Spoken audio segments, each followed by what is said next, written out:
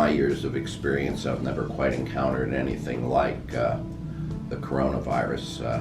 I don't think anybody else has, for that matter. And how do we cope with stress and anxiety as we face this very serious problem that's affecting every part of the world, I believe? And I think the first thing I'd want to talk about is imagination. One of the things that's been brought to my attention is the fact that many people seem to be having strange and unusual dreams during this period of the coronavirus. That's really not surprising, because anytime we tend to be upset or disturbed about it, anything really, then our imaginations even work in our sleep, and they create dreams that are quite unusual, sometimes frightening. What's important to remember as well is we're social beings. Social isolation kind of runs counter to our way of living. Staying connected is important, and importantly, regarding the tensions that we feel. I hear a lot of people around the hospital making various jokes, some of them very good, about the virus, and that's one way we cope with stress. But there are serious fears and anxieties that people may have, and communicating about them is very valuable. It helps reduce that stress and may help to smooth out sleep.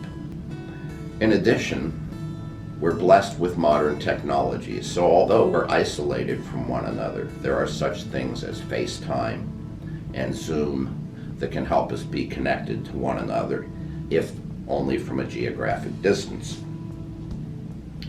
It's important to find things that break up the pattern of stress. Hobbies. It can vary for people. It might be crafts, it might be playing music, it could be listening to music. Meditation can help to reduce stress. Deep breathing, mindfulness exercises, meditation, all of those things are of value. And also, watch how much you digest the news. You can become addicted to it, glued to the tube, as we might say. Limit the time, and you might consider limiting the modalities. It's always said that a picture is worth 1,000 words.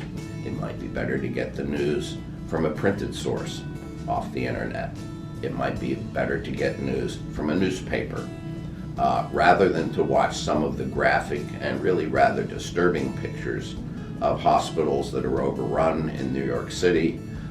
So consider the source of the news that you get, the facts that you entertain, and the modality or media that you use to digest that. I think it's also important that under these periods of stress, it is a definite challenge, but I think being kinder to one another is a very important and valuable thing.